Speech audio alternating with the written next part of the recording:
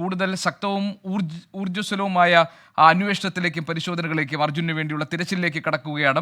S Vijayakumar നമ്മളോടൊപ്പം ചേരുന്നു news ഡെസ്കിൽ നിന്ന്. വിജയകുമാർ, നേരത്തെ വിജയൻ സൂചിപ്പിച്ചത് ഏത് തരത്തിലാണ് ഈ പരിശോധനകൾ നടക്കാൻ പോകുന്നത് എന്നതാണ്. എന്തൊക്കെ വെല്ലുവിളികളെ അതിജീവിച്ചു കൊണ്ടുവേണം ഈ പരിശോധന പൂർത്തിയാക്കാൻ എന്നുള്ളതായിരുന്നു.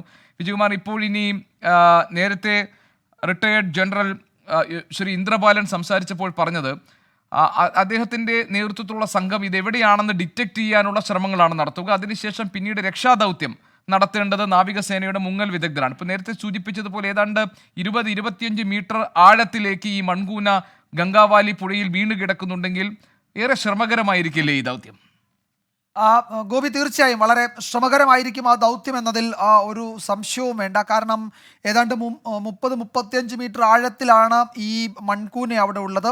അതിലാണ് ഈ തെരച്ചിൽ നടത്തേണ്ടത്. അതിലൊരു പക്ഷേ നിർണായകമാകാൻ പോകുന്നത് അവിടെ ഇന്ന് അല്പസമയത്തിനകം അവിടെ ഇറക്കാൻ പോകുന്ന ഈ മണ്ണുമാന്തി യന്ത്രം അത് തന്നെയാണ്. കുറെ കൂടി ആധുനിക സൗകര്യങ്ങൾ ഉപയോഗിക്കാവുന്ന ബൂം എന്ന അറിയപ്പെടുന്ന ആ മണ്ണുമാന്തി യന്ത്രം തന്നെയായിരിക്കും അവിടെ നിർണായകമാകുക. അത് ഈ മൺകൂനയിൽ തെരഞ്ഞ് പരിശോധന നടത്താം. 60 മീറ്റർ ആഴത്തിൽ വരെ അതിൻ്റെ പരിശോധനയ്ക്ക് അതിന് സാങ്കേതിക സൗകര്യങ്ങളുണ്ട് എന്നാണ് നമ്മൾ മനസ്സിലാക്കുന്നത്.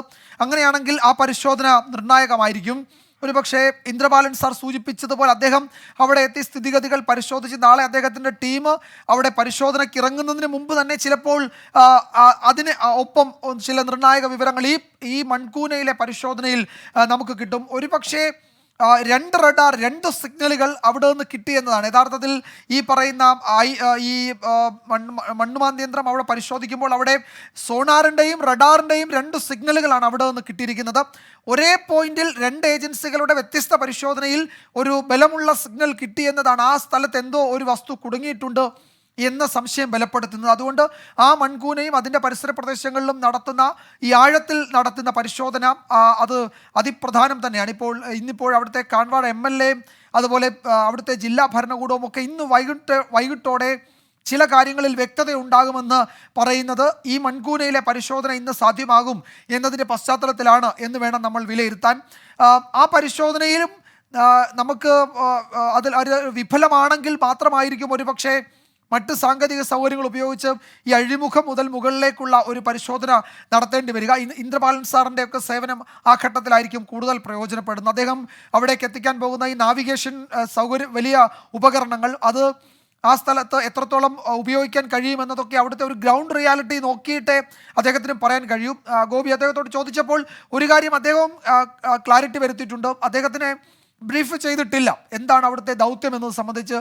അദ്ദേഹത്തിന് ഇതുവരെ അതിലെ കൂടുതൽ വിവരങ്ങൾ അദ്ദേഹത്തിലേക്ക് എത്തിയിട്ടില്ല. അദ്ദേഹം അവിടെ എത്തുമ്പോൾ മാത്രമായിരിക്കും അവിടെ എന്താണ് സംഭവിച്ചത് അതിൻ്റെ ഒരു ഗ്രൗണ്ട് റിപ്പോർട്ട് മനസ്സിലാകുക. അതായിരിക്കും പിന്നെ ഏത് സ്ട്രാറ്റജി അവിടെ അപ്ലൈ ചെയ്യണമെന്ന തീരുമാനം അവിടെ എടുക്കുക. എന്തായാലും ഒരു കാര്യം ഉറപ്പാണ്, ഇപ്പോൾ ഈ 2 സേനാ വിഭാഗങ്ങളും മറ്റ് രക്ഷാദൗത്യ സംഘങ്ങളും നടത്തുന്ന ഇന്നത്തെ തെരച്ചിൽ നമ്മൾ നേരത്തെ പറഞ്ഞതുപോലെ ഈ പോയിന്റ് കേന്ദ്രീകരിച്ച് തന്നെയാണ്, ഈ മൺകൂന കേന്ദ്രീകരിച്ച് തന്നെയാണ്.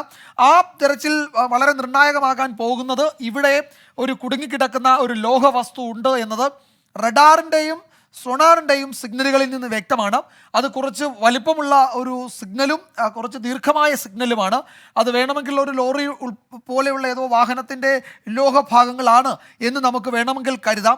അങ്ങനെയാണെങ്കിൽ ഇവിടേക്കുള്ള ഈ മണ്ണുമാന്തി യന്ത്രം ബൂം എന്നറിയപ്പെടുന്ന ഈ മണ്ണുമാന്തി യന്ത്രം ഇവിടെ തെരഞ്ഞു നടത്തുന്ന പരിശോധന നിർണായകമാണ്. ഞാൻ നേരത്തെ നമ്മൾ പറഞ്ഞത് ഇന്നലെ വൈകിട്ട് 5 മണിക്ക് വലിയ മഴ എന്ന് വെച്ചാൽ പേമാരി പോലെ മഴ പെയ്യുന്ന സമയത്താണ് നാവികസേനാംഗങ്ങൾ ഈ ഭാഗത്ത് അവരുടെ സോണാർ പരിശോധന നടത്തിയത്. ആ ഘട്ടത്തിലാണ് ഇവിടെ ഒന്ന് സിഗ്നൽ കിട്ടിയെന്നറിഞ്ഞത്. അപ്പോൾ തന്നെ അവരുടെ ഇതാണ് ആ യന്ത്രഭാഗം അവിടേക്ക് കൊണ്ടുവരുന്നതിന്റെ ദൃശ്യങ്ങളാണ് നമ്മൾ കാണുന്നത്. ബൂം ക്രെയിൻ എത്തിക്കുന്നതിന്റെ ദൃശ്യങ്ങളാണ്. ഷഫീദ് റാവുത്തർ ഞങ്ങളുടെ പ്രതിനിധിയുണ്ട് അവിടെ. ഷഫീദ്, ബൂം ക്രെയിൻ എത്തിക്കുകയാണ് സ്ഥലത്തേക്ക്. അത് വരുന്നതോടുകൂടി 60 മീറ്റർ ആഴത്തിൽ മണ്ണ് മാന്തിയെടുക്കാൻ കഴിയുന്ന സംവിധാനമാണ് ബൂം ക്രെയിൻ. വലിയ പ്രതീക്ഷ നൽകും ബൂം ക്രെയിൻ അവിടെ എത്തി പരിശോധന നടത്തുമ്പോൾ. വിവരങ്ങൾ എന്തൊക്കെ ഷഫീദ്? ഗോപികൃഷ്ണൻ, ഏറ്റവും പ്രധാനപ്പെട്ട കാര്യം എന്ന് പറയുന്നത് നിലവിൽ ഇപ്പോൾ ഇന്നത്തെ ദിവസം നിർണായകമാകുന്ന ഭൂമി യന്ത്രം, ആ ഭൂമി യന്ത്രത്തിന്റെ ദൃശ്യങ്ങളാണ് ഇപ്പോൾ നമ്മൾ കാണുന്നത്.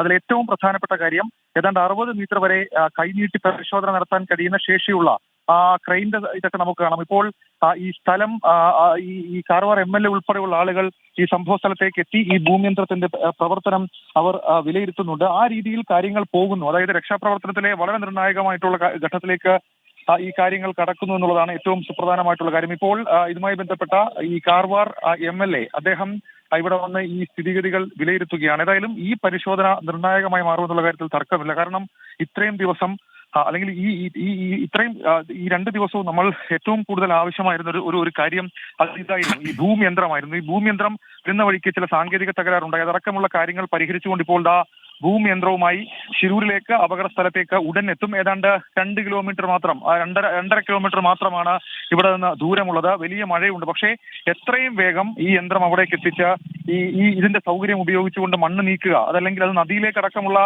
സ്ഥലങ്ങളിലേക്ക് കരയിൽ നിന്നുകൊണ്ട് മണ്ണ് നീക്കാൻ കഴിയുന്ന ഒരു പാർഷ്യൽ ഡ്രഡ്ജിങ് ഉൾപ്പെടെയുള്ള കാര്യങ്ങൾ നടത്താൻ കഴിയുന്ന വളരെ പ്രധാനപ്പെട്ട ഒരു നീക്കത്തിലേക്ക് ഇപ്പോൾ കടക്കും. നല്ല മഴ അത് ഈ പ്രദേശത്തിന്റെ പല ഭാഗത്തുണ്ട്. അവിടേക്കടക്കം അതടക്കം പ്രതിസന്ധി മറികടന്നിട്ട് വേണം